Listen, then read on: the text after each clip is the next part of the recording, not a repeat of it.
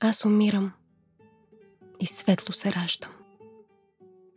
Разнолика, нестройна душа.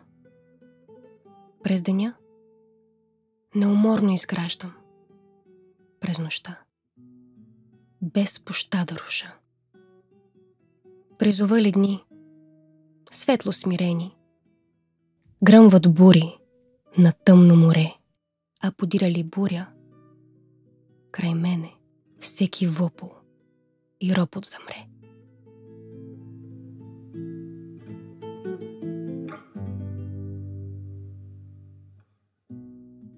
За зора огнестройна копнея, а слепи ме с очите си тя. В пролетта, като в есен аз крея, в есента, като в пролет цъфтя.